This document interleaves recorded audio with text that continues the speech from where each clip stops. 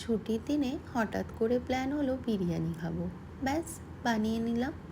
এর আগে অনেকবারই বিরিয়ানি বানিয়েছি, কিন্তু আজকে প্রথমবার কাচ্চি দাম বিরিয়ানিটা ট্রাই করলাম।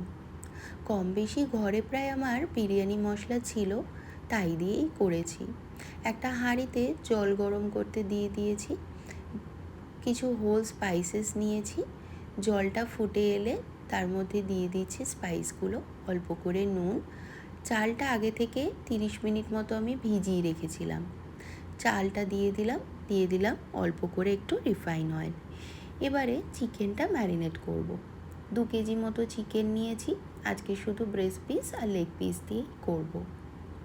চিকেনে দিয়ে দিচ্ছি অল্প করে নুন, অল্প করে টক দই, আদা রসুনের পেস্ট, তারপর দিয়ে দিচ্ছি কিছু বেসিক গুঁড়ো মশলা, যেমন ধনে, জিরে, শুকনো লঙ্কা গুঁড়ো আর ঘরে বানানো বিরিয়ানি মশলা। তারপর দিচ্ছি ঘিটা একটু বেশি পড়ে গেছে, একটু বেরেস্তা করে রেখেছিলাম, সেই বেরেস্তাটা দিয়েছি। তারপর দিয়েছি ক্রাশ করে রাখা জায়ফল, অল্প করে গোলাপ জল, চিরা কাঁচা লঙ্কা, খুব সামান্য পরিমাণে বিরিয়ানি এসেন্স, অল্প কুচি করে রাখা ধনে পাতা। পুদিনা পাতাটা ছিল না, তাই দিতে পারিনি, দিলে খুব ভালো হতো। 2 ঘন্টা আমি রেস্টে রেখেছি ম্যারিনেটেড চিকেনটা। এবারে আলাদা একটা হাঁড়িতে তেজপাতা আর বেরেস্তা করে রাখা যে তেলটা বেঁচেছিল তার অল্প একটু তেল দিয়েছি। এবার লেয়ারিং করব। 2 ঘন্টা রেস্টে রেখে চিকেনটাকে আমি এবার লেয়ারিংয়ের জন্য নিয়েছি। খুব ভালো করে মশলাগুলো গায়ে যাতে চিকেনের থাকে সেইভাবে মাখিয়ে নিয়ে হাঁড়ির মধ্যে লেয়ার করতে শুরু করছি। অল্প করে খোয়া ক্ষীর দিচ্ছি প্রথমে চিকেনের ওপরে। চালটা আমি 80% সেদ্ধ করেছিলাম। চিকেনের উপরে প্রথমে চালটা দিয়ে দিলাম, তারপর দিচ্ছি ঘি। লেয়ারিংটা খুব ইম্পর্ট্যান্ট।